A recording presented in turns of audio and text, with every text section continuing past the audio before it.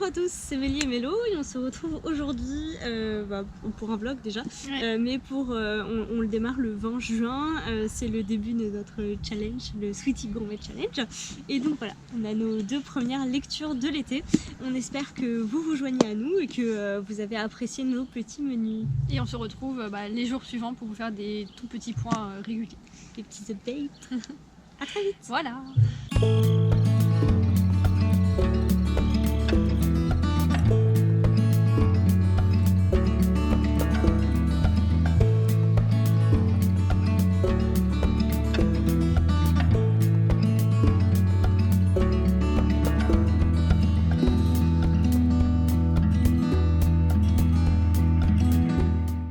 Voilà, aussitôt commencé et aussitôt fini. C'était très sympa, donc c'était ma première lecture pour le challenge. Ça se lit vraiment très vite, très bien, c'était super agréable, les personnages sont plutôt attachants, même le personnage principal, sauf à la fin bien sûr. C'est pas un thriller exceptionnel, mais c'est une très bonne lecture. Puis du coup je vais continuer sur ma lancée des thrillers avec Chien de sang de Karine Gibel. Bon par contre du coup c'est peut-être une erreur parce qu'après j'ai plus du tout de thriller à lire pour tout le challenge en fait. Et j'en ai plus avec moi, alors qu'en ce moment je n'ai envie que de lire du thriller. Hello, on est dimanche 21, donc ça fait seulement un jour que le challenge a commencé et j'ai fini mon deuxième roman hier soir avant de dormir. Du coup j'ai fini Chien de sang. C'était sympa, mais il manquait la fin à la Karine Gibel qu'on a d'habitude dans ses romans avec une chute ou quelque chose d'un petit peu travaillé et surprenant. Et par contre, du coup, c'est un roman qu'elle avait écrit il y a un petit moment, mais en fait, elle avait déjà fait de l'engagé, du thriller engagé, avant le roman dont je vous ai parlé assez récemment. Et j'ai failli oublier de vous dire qu'il me manquait aussi dans les notes de l'auteur à la fin, dans les remerciements, elle nous a pas précisé si c'était basé sur une histoire vraie ou pas, parce que clairement ça pourrait presque être la réalité. Et du coup là j'hésite entre Que serais-je sans toi de Musso ou Dans la forêt. J'aimerais lire Dans la forêt dans les 5 prochains jours, puisque ça correspond bien à mes 5 prochains jours. Mais voilà, j'hésite. Du coup je vous ai fait un sondage sur Insta, puis en attendant les réponses je vais commencer Que serais-je sans toi. Du coup là j'ai déjà lu le premier chapitre et je m'ennuie déjà. Donc en fonction des résultats je lirai peut-être Dans la forêt avant d'avoir terminé Que serais-je sans toi. Du coup je vous dis à la prochaine. Et là-bas c'est les mycoses. Hello, on est lundi 22 juin et comme en ce moment je vais faire beaucoup de route, j'ai commencé à écouter un livre audio. Donc j'ai écouté le livre audio de Margot Liseuse, Un parfum glacé. Là je suis au chapitre 6. C'est plutôt sympathique hein, franchement, ça a l'air d'être très mystérieux. La voix de Margot Liseuse est vraiment très agréable. Et là du coup je suis en camping à Étretat, donc du coup je vous glisserai peut-être quelques belles images parce que c'est vraiment très joli là où je suis. Et donc pour l'instant, sinon en lecture papier, enfin disons en e-book, je lis encore le Musso Que serais-je sans toi, mais j'en suis à 20, presque 30% je crois, et je m'ennuie un peu. De toute façon, le résultat du sondage, vous êtes quasiment tous à m'avoir conseillé de lire Dans la forêt plutôt que le Musso. Donc je pense que je vais lire les deux en parallèle. Ou en tout cas je vais commencer Dans la forêt et si ça me plaît bien je vais le finir et après je reviendrai au Musso. En tout cas pour moi c'est un challenge qui commence vraiment très vite et très bien. Après je suis pas sûre que je vais continuer comme ça pendant 3 mois. Hein. En plus même si pendant les 2 jours de trajet j'ai beaucoup lu, je suis pas sûre que maintenant que je suis arrivée sur place, je vais réellement continuer à lire autant. Je pense que je vais avoir plein d'autres choses à faire.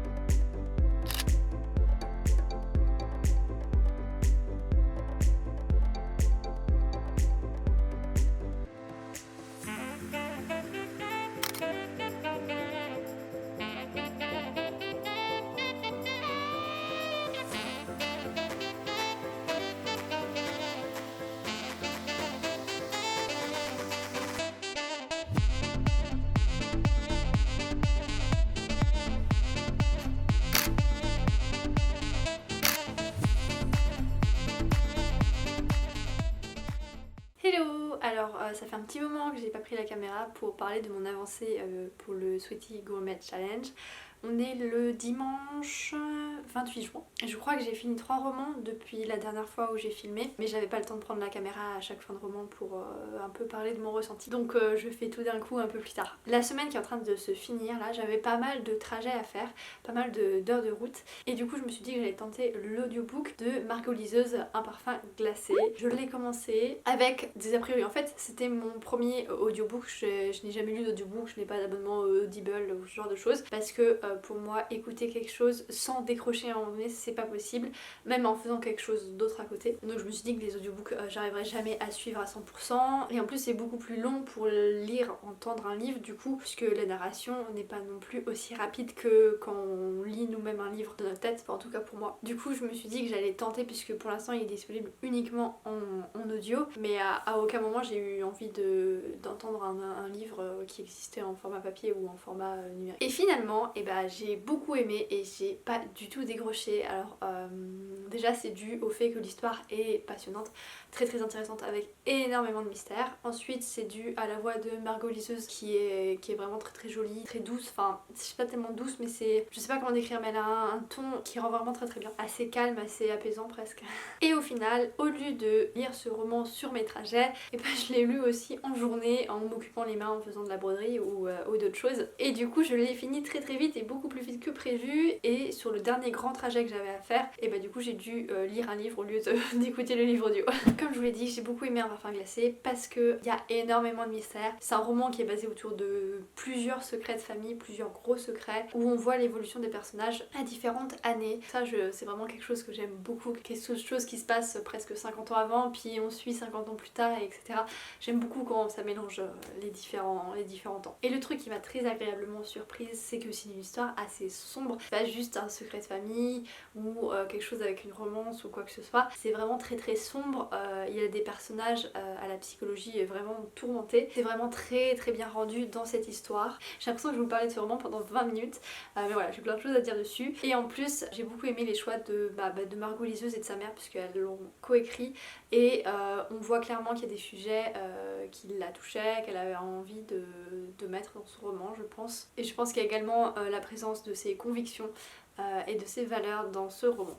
Bon, par contre, comme tout roman où il y a des mystères, j'en ai deviné pas mal à l'avance, mais ça ne m'a pas gâché l'écoute. Il y a toujours eu des choses que je ne savais pas et que j'avais envie d'apprendre. Il y a quand même quelques tournures de phrases qui m'ont fait lever les yeux au ciel, quelques petites descriptions ou quelques... Peut-être aussi il y avait peut-être un petit peu trop des fois de rappels ou d'explications qui avaient déjà été expliquées, et peut-être certains choix de mots que j'ai pas trouvé exceptionnels. Mais globalement c'était vraiment très bien écrit. Et du coup peut-être que je retenterai l'expérience d'écouter un livre. Donc voilà, ce fut une nouvelle expérience pour moi et j'en suis très contente. Je suis pas au point de prendre un abonnement Audible, mais voilà, je sais que c'est quelque chose que je peux faire. En parallèle de ce roman, je lisais Dans la forêt. Vous vous souvenez, j'avais fait un sondage sur Instagram pour savoir si je lisais Dans la forêt ou Que serais-je sans toi de Musso. Vous avez été une grande majorité à me conseiller Dans la forêt. Entre temps j'avais déjà commencé Que serais-je sans toi, du coup je l'ai mis en pause et j'y suis revenue après Dans la forêt. J'étais en camping en Normandie pendant que je lisais Dans la forêt, donc j'étais proche de la nature et ça collait plutôt bien. Alors franchement c'est une très bonne lecture. Par contre j'avais mis dans l'assiette un roman engagé et au final je suis pas sûre qu'il soit réellement engagé. Je n'ai pas eu l'impression que l'auteur critique quoi que ce soit. Voilà, il s'est juste passé quelque chose, on ne sait pas quoi. Et du coup il n'y a plus d'électricité et les gens ont dû apprendre à vivre autrement, à vivre dans la forêt, à se nourrir par eux-mêmes, etc.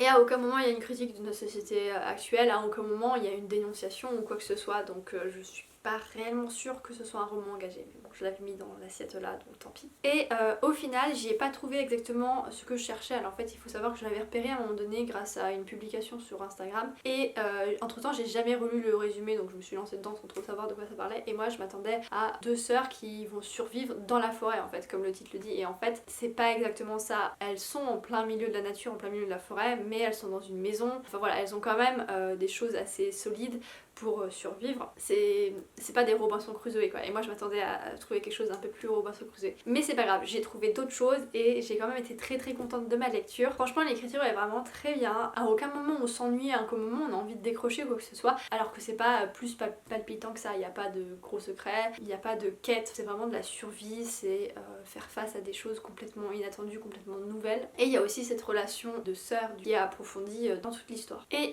pour revenir sur la plume de l'auteur, j'ai trouvé qu'il arrivait à trouver les bonnes descriptions, les mots justes pour décrire des sensations, des émotions ou des observations. Je l'ai vraiment trouvé très très doué pour ça et du coup il y a pas mal de choses qui m'ont parlé en fait. Voilà, c'est le genre d'auteur qui écrivent d'une façon qui me parle. Je sais pas pourquoi exactement. Donc voilà, ce fut 2 excellentes découvertes avec 2 très bonnes histoires et par contre du coup j'ai continué Que serais-je sans toi de Musso qui m'ennuyait déjà un petit peu en fait. Alors déjà la citation du tout premier chapitre, j'étais pas du tout d'accord avec, donc ça commençait plutôt mal, mais bon c'est un Musso, normalement ça se lit bien, c'est léger, c'est sympa, et puis il y a une toute petite touche de fantastique. En fait c'est pas que j'ai pas aimé, c'est que oui bah, je me suis ennuyée jusqu'à la fin. Il y a mon chat.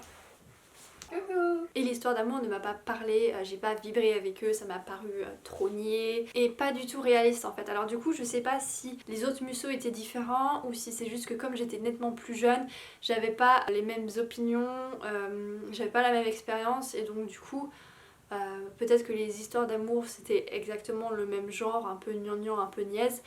Et ça me plaisait à l'époque et maintenant ça me plaît plus, donc je sais pas exactement. Du coup comme il me reste quelques anciens Musso à lire, je sais pas trop si ça vaut le coup que je perde du temps avec ça ou pas. Voilà, je pense que j'aurais dû tous les lire quand j'étais au début du lycée ou au collège. Mais voilà, maintenant Musso c'est fini pour moi. Mais quand même un bon point pour cette histoire, c'est la fin qui est assez mignonne, un peu touchante quand même. Oui clairement il a rajouté cette petite partie de fantastique qui est à la fois fantastique et à la fois réelle, qui est vraiment un pied entre les deux, que j'aime beaucoup, qui est sa touche qu'on retrouve normalement dans quasiment tous ses romans. Et du coup avec tous ces romans, bah, j'ai déjà validé pas mal d'assiettes, j'en suis pas encore à valider un menu, mais il me reste pas grand chose en fait. Du coup je vais vous faire un petit bilan parce que dans les vlogs j'ai pas précisé ce que je validais à chaque fois, j'ai juste parlé des romans. Je vais commencer par ce que j'ai validé dans le restaurant gastronomique. Comme plat, j'avais un roman engagé, donc avec Dans la forêt c'est fait. Ensuite comme fromage, j'avais une lecture audio ou une lecture qui vous est lue par quelqu'un d'autre.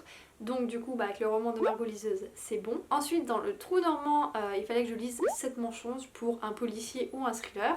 C'est fait, c'est mon premier roman du challenge. Et ensuite dans les digestifs il fallait que je lise une lecture graphique, donc je vous l'ai pas dit encore mais j'ai lu Elana le tome 5. Je ne pense pas que ce soit nécessaire que je vous reparle de mon amour pour Elana, pour cette saga de Pierre Bottero. Les dessins sont vraiment magnifiques, je vais vous montrer quelques planches, toujours aussi magnifiques en tout cas. On retrouve une Elana comme dans les romans. Et donc du coup pour le restaurant gastronomique, il ne manque plus que le cocktail avec Anna Karenine, donc ça va être une grosse brique à lire je pense. Mais j'ai très envie de m'y mettre pour avoir une vraie romance, quelque chose de vraiment réaliste, pas comme Musso. Il me manque la mise en bouche avec rupture, tarot et confiture, que je pense que je vais lire bientôt puisque c'est un feel good un peu marrant. Et le projet Starpoint, le tome 3, et bah celui-là je viens de le commencer sur ma liseuse. J'en suis encore qu'au tout début, mais comme ça fait pas très longtemps que j'ai lu le tome 2, j'ai pas mal de souvenirs, c'est pas comme la lecture du tome 2 que j'ai fait bien après le tome 1. Et du coup j'avais tout oublié et je comprenais plus rien, donc là ça devrait aller. Et il me manquera aussi le dessert avec une lecture en buvant un thé qui ne saurait tarder puisque c'est une lecture graphique. Et du coup pour le buffet à volonté j'ai un petit peu progressé aussi, donc j'ai lu le Que serais-je sans toi. À la base j'avais mis une lecture les pieds dans l'eau dans les cocktails, mais du coup je sais pas si je vais pas le faire matcher avec une autre assiette et lire une autre lecture avec les pieds dans l'eau, puisque au final je l'ai lu quand j'étais à l'océan mais j'avais pas réellement les pieds dans l'eau. Ensuite j'ai lu une mise en bouche, une nouvelle avec Chien de sang, et voilà c'est tout pour le buffet à volonté. Il m'en reste encore pas mal, mais pour un début de challenge je trouve que j'ai avancé très vite. Après mon rythme va se calmer un petit peu puisque là comme je vous l'ai dit la semaine qui vient de se terminer j'avais beaucoup de transport. Sur ce je vais vous laisser pour aujourd'hui et puis bah pour vous on se retrouve dans quelques secondes, minutes ou dans le prochain vlog du challenge, je ne sais pas encore.